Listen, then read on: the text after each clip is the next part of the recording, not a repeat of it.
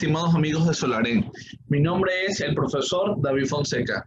Gracias al presidente de Solarén, al profesor Carlos Sánchez y a toda su junta directiva por la invitación a este importante evento académico. En esta oportunidad le vengo a hablar sobre la neuroresonancia en pacientes con epilepsia. Para definir la palabra epilepsia o la patología epilepsia, podemos definirla como un trastorno neurológico de diferentes etiologías caracterizado por la difusión cerebral recurrente que resulta de descargas neuronales anormales, súbitas o excesivas. La OMS, que es la Organización Mundial de la Salud, da estos datos y cifras. La epilepsia es una enfermedad cerebral no transmisible crónica que afecta a personas de todas las edades en todo el mundo. Unos 50 millones de personas padecen epilepsia, la que la convierte en uno de los trastornos neurológicos más comunes. Cerca del 80% de los pacientes viven en países de ingresos bajos y medianos. Se estima que el 70% de las personas con epilepsia podrían vivir sin convulsiones si se diagnostican y se tratan adecuadamente.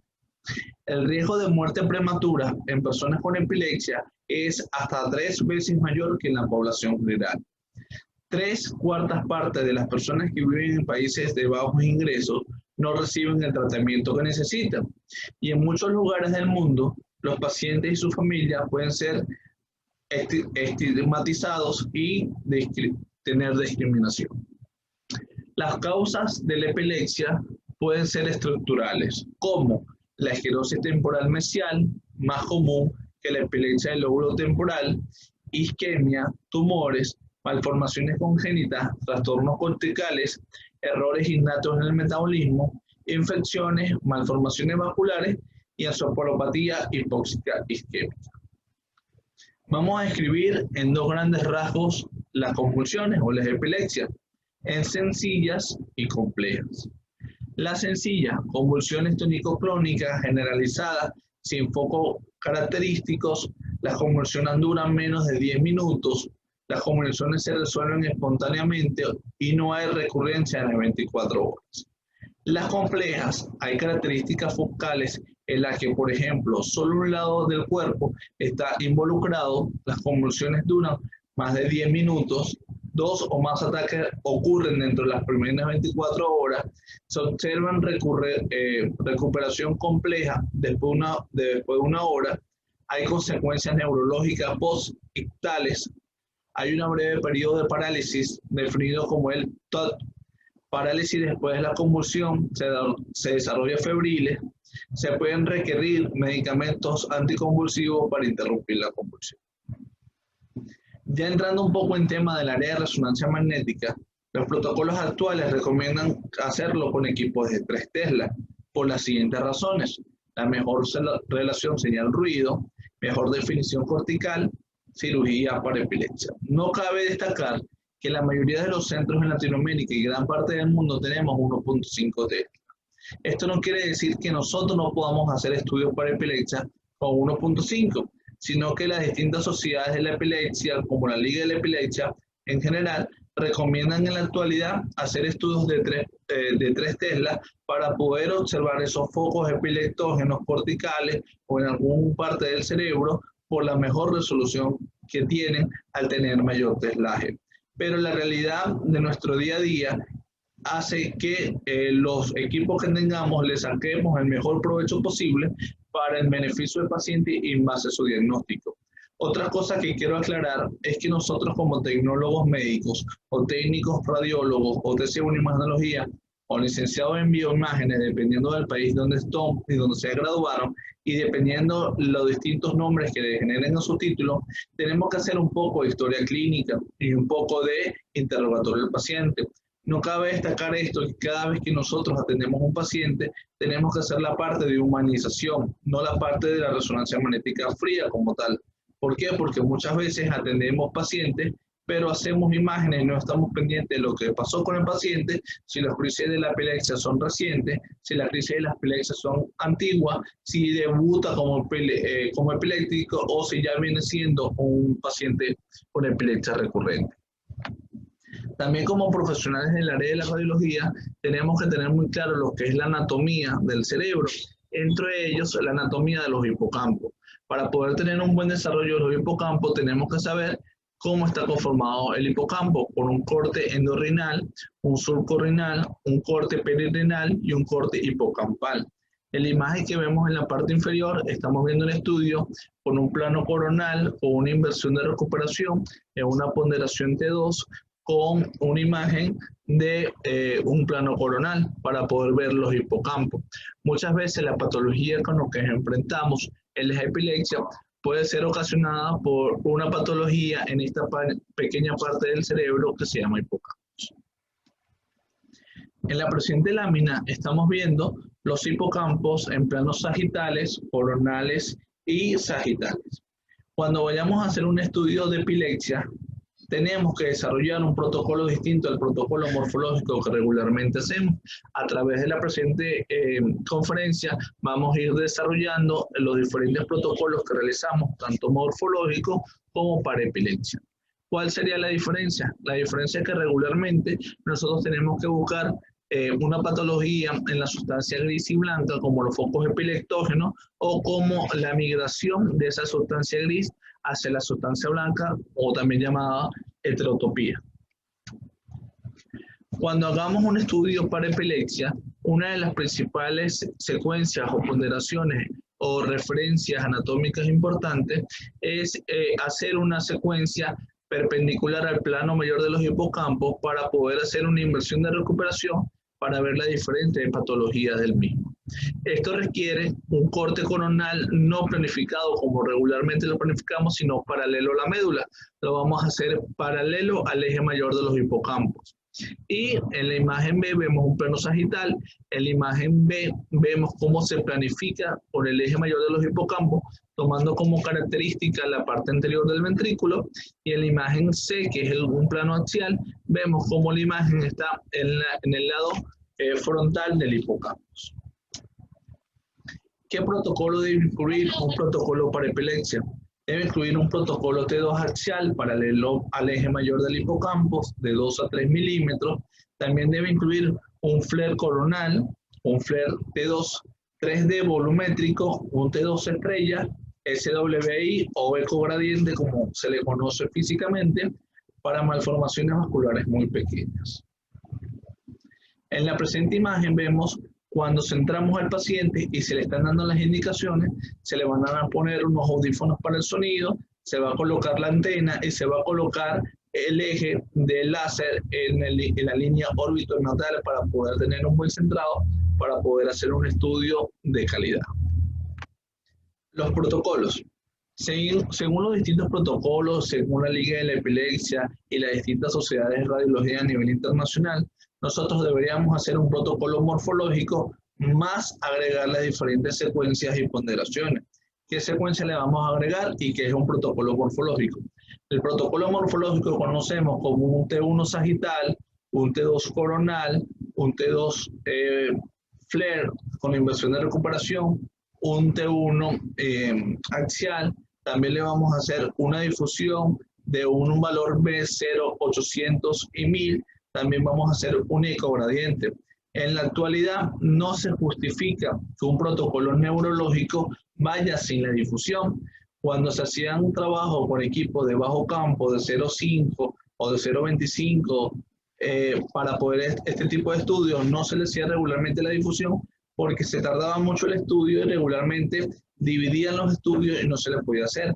Con equipos de 1.5 Tesla y equipos de 3 Tesla no se justifica que los estudios cerebrales morfológicos no lleven difusión. En la actualidad, la recomendación de todos los colegas y todos los trabajadores del área de la salud que hacemos neuroimagen se le caracteriza por escribir y describir una difusión cerebral para poder ver las restricciones de los líquidos dentro del cerebro o dentro de cualquier parte del cuerpo. Ahora vemos lo que sería un protocolo morfológico. El protocolo morfológico viene siendo un T1 sagital, un T2 coronal, un axial T2, un axial T1, un axial flare con inversión de recuperación con saturación grasa, una difusión de B1000, el mapa ADC y el ecogradiente o también llamado EMO o T2 estrella. En este tipo de protocolos, nosotros podemos hacer diferentes tipos de diagnósticos para poder complementar lo que es la patología del paciente. ¿Qué debe tener el paciente a la hora de hacer un protocolo morfológico? El paciente debe llenar antes un consentimiento informado, se le debe escribir todas las sensaciones que va a sentir al momento de hacer el estudio. El paciente debe estar consciente del estudio que se va a realizar, se le va a dar la perilla por ser paciente claustrofóbico. También ahora hay secuencias como las secuencias Blay o secuencias Properland para el movimiento involuntario del paciente. Si el paciente tiene Alzheimer o Parkinson que genera movimientos involuntarios, igual que ese tipo de patologías desmineralizantes que hace que el paciente tenga movimientos involuntarios. Es importante en la actualidad describirle al paciente e informarle sobre el estudio en general que se va a realizar, sea un estudio sin contraste o un estudio con quelato de gadolinio. También si se va a realizar un estudio con quelato de gadolinio, pedirle la creatinina al paciente o una depuración de la creatinina para saber cómo están los valores renales de ese paciente. Todos los pacientes desde un año o desde un día hasta 100 años que se vaya a realizar un estudio con medios de contraste, debería tener la creatinina en la mano para saber los valores. ¿Ok? Después de haber hecho un estudio morfológico muy completo, con este tipo de secuencias y este tipo de ponderaciones, donde el médico radiólogo, el médico neuroradiólogo puede tener un panorama amplio del estudio que se está realizando con toda la secuencia necesaria para poder tener un diagnóstico, vamos a complementar este tipo de protocolo con estudios de otra manera. Entonces, ¿qué estudios lo vamos a complementar? Vamos a complementar con un T1 de inversión de recuperación, que se ve el corte coronal con el plano mayor de los hipocampos para poder ver los hipocampos de manera adecuada. Y lo otro que podemos ver es la comparación entre la sustancia gris y blanca para poder tener los distintos tipos de patología y una inversión de recuperación para ver los planos y la migración de este tipo de patología.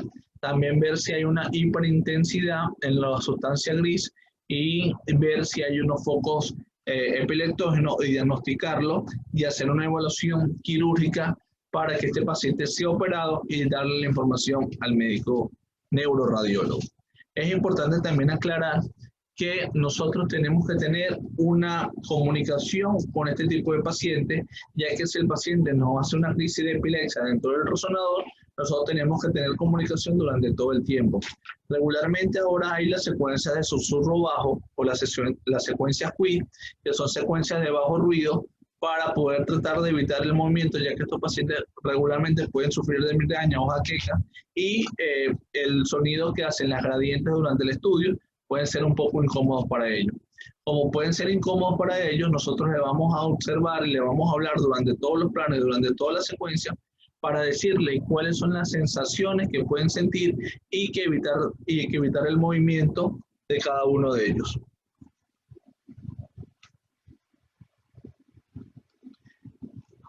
Continuamos. Para poder planificar este tipo de secuencia y este tipo de plano, nosotros tenemos que hacer este tipo de cortes que es oblicuos al eje mayor del hipocampo. No se planifica como un corte coronal normal, sino que lo vamos a hacer oblicuo al eje mayor del hipocampo. Así se toma como referencia la evaluación de los hipocampos. Se va a hacer, vamos a tomar como referencia la parte anterior del ventrículo y la parte posterior del ventrículo. Regularmente en estas descripciones radiológicas, nosotros lo que estamos haciendo es 20 cortes, podemos hacer de 20 a 15 cortes, también podemos tener un factor de distancia de 10%. El factor de distancia puede ser también catalogado como GAT en otras casas comerciales. Aquí en Siemens se habla de porcentaje. Nosotros en otros casas comerciales se habla de milímetros. El sobremuestreo de fase puede achicar o agrandar también el valor de nuestro caja de corte. El factor de lectura era de 185, el FO de fase era de 100, el grosor de corte era de 3 milímetros, teníamos un TR de 3740, un tiempo de eco de 81, promedios de 2 y concatenaciones 2. También los promedios en otras casas comerciales también se le puede llamar como net. Veamos que tenemos una característica De los factores de un voxel de 0.6 por 3 milímetros y una relación señal-ruido de 1.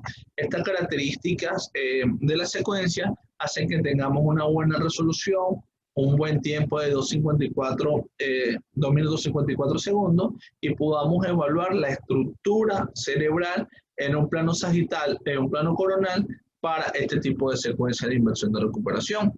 Otros colegas pueden hacer un space 3D con inversión de recuperación, que es una secuencia volumétrica, y después reconstruirla en un plano axial, plano sagital y un plano coronal, y así poder tener en una sola secuencia las tres variantes anatómicas o las tres variantes de posición o los tres cortes anatómicos para ahorrarse tiempo. También es recomendado.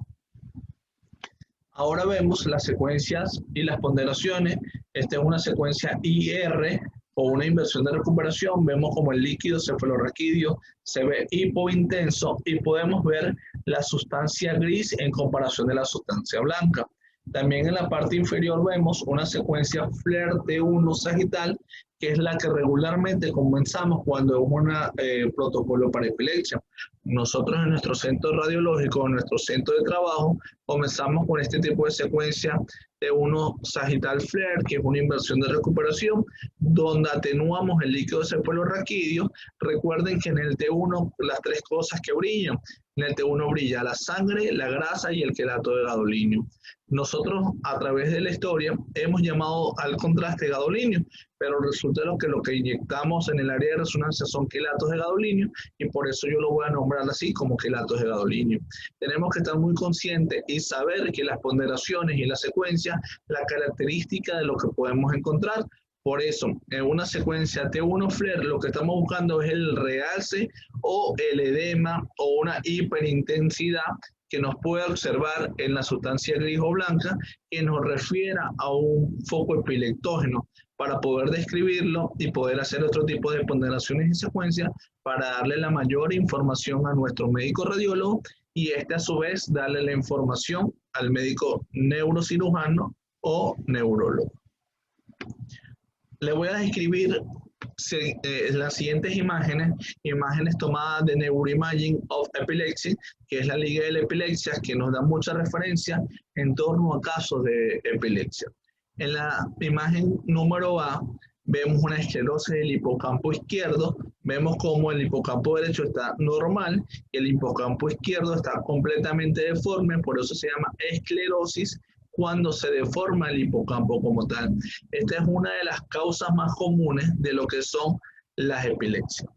En la imagen B vemos una secuencia FLAIR con inversión de recuperación en un plano sagital, y vemos una de las enfermedades más comunes en Latinoamérica, sobre todo en países como Perú, Venezuela, Colombia, Argentina, Chile y en países de Centroamérica, que la neurocisticercosis, o mejor conocido como enfermedad del chancho, cerdo o cochino, como se lo llama en diferentes países.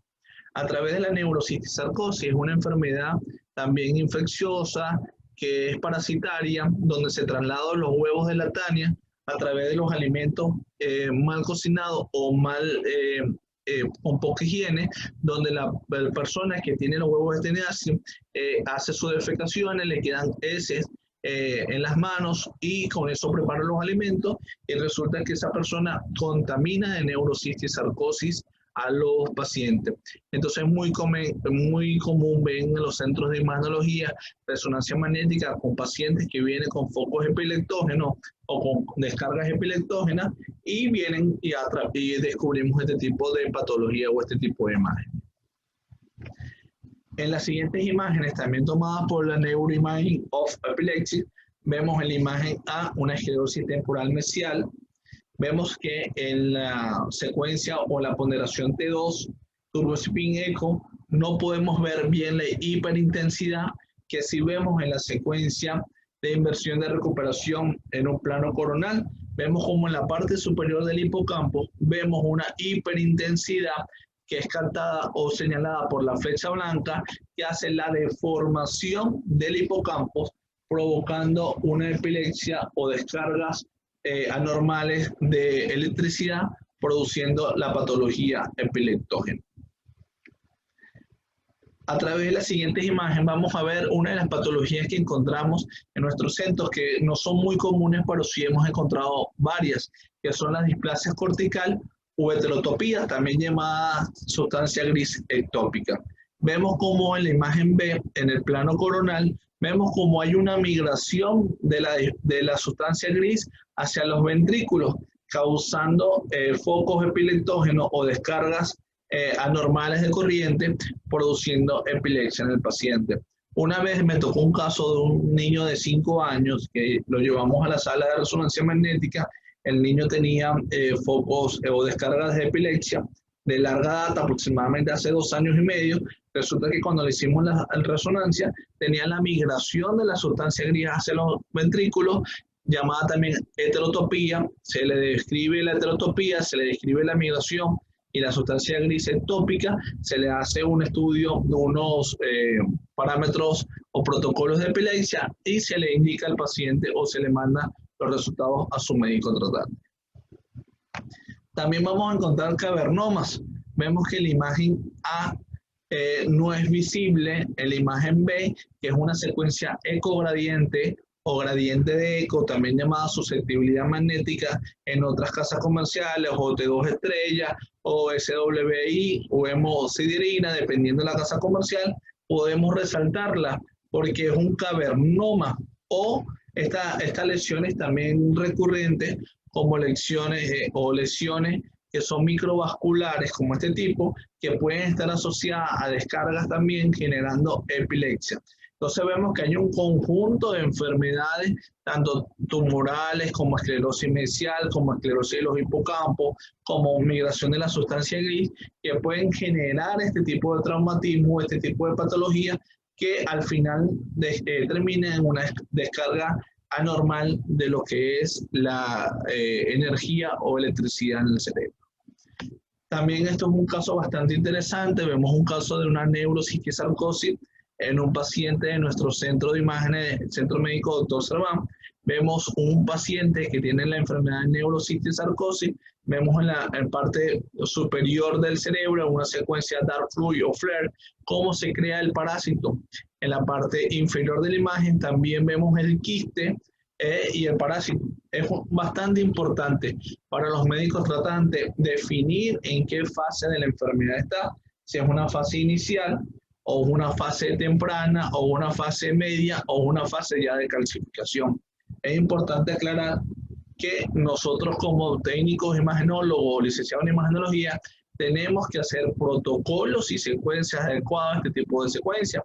Es una enfermedad muy común que vamos a ver, y una de las principales características es que se encuentran en pacientes de bajo o medio recurso, donde la higiene adecuada de sus alimentos es muy escasa, y encontramos este tipo de patologías, sobre todo en pacientes que viven en zonas rurales de los países. También podemos estar asociadas a la epilepsia a tumores. Vemos en este caso un tumor de características como un schwannoma, que se encuentra comprimiendo lo que es el bulbo raquídeo y la médula en su parte proximal. El paciente también llegó con descargas epileptógenas o descargas de epilepsia, y vemos en la imagen, tanto en el plano axial como en el plano sagital, cómo comprime lo que es la médula y el daño medular. También podemos ver en la siguiente imagen un paciente con un tumor ventricular que comprime la línea media, desplazando el ventrículo derecho hacia el ventrículo izquierdo. Vemos una secuencia con ponderación T2 axial y en una secuencia con ponderación T2 con inversión de recuperación, dar fluid como hay un edema alrededor del tumor, y vemos cómo comprime el ventrículo derecho, desplazando la línea media hacia el lado izquierdo.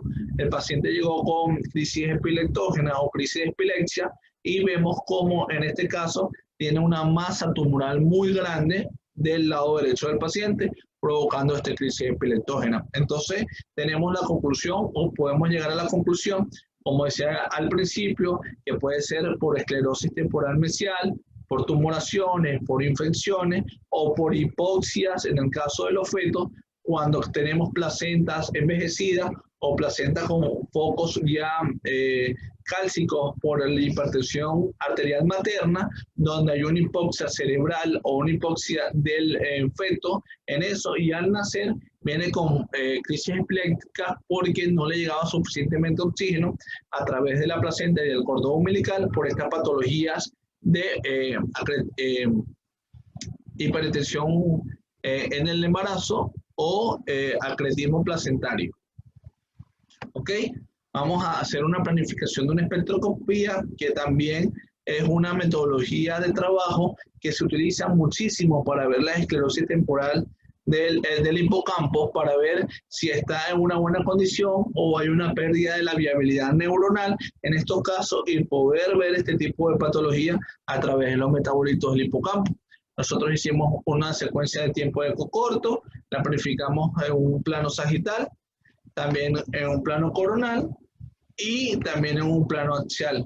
Vemos como en el plano axial la vamos a planificar tanto en el borde anterior como en el borde posterior, y no es completamente cuadrado, sino rectangular el voxel que vamos a realizar para tomar todo el hipocampo. Es bastante importante que se haga bilateral, primero hacer el hipocampo derecho y después hacer el hipocampo izquierdo, para poder, a través de las curvas de metabolitos o las curvas que les arroje, poder tener una comparación del hipocampo derecho con el hipocampo izquierdo. En la siguiente imagen, yo sé que los miembros de Solarén o los miembros de esta Sociedad Latinoamericana de Resonancia Magnética tienen mucha experiencia, pero a futuros estudiantes que puedan ver esta conferencia, podemos ver cómo la curva del N-acetil espartato, la curva de creatina y la curva de colina en un plano normal se pueden ver de esta manera: un plano de N-acetil espartato alto, un plano de creatina medio y un plano de colina bajo. Cuando hay una patología donde el plano de colina, que es una característica de cuando hay una ruptura de la viabilidad neuronal y una proliferación de células anormales, baja el N-acetil y aumenta la colina, podemos ver estas características tumorales como tal, o de esclerosis o de malformación como tal. También es muy utilizada para ver este tipo de enfermedades infecciosas como el HIV, la neurocitis o acceso, donde hay un aumento de los lípidos de los lactatos, una disminución de la N-acetil aspartato. También puede ser diagnosticada por esa patología cerebrales, donde hay tumores que son extraxiales, poder también ver si tienen pico de N-acetil o tienen pico nada más de colina. Recuerden que los tumores extraxiales no tienen células neuronales, y al no tener células neuronales no va a tener pico de N-acetil. Es importante también que nosotros hagamos estudios integrales, no solo imágenes, también tengamos bastante comunicación con el paciente, tengamos bastante comunicación con el médico radiólogo, para que darle al médico radiólogo lo mejor que pueda a través del estudio, para que él pueda tener un estudio completo para poder tener este tipo de diagnóstico.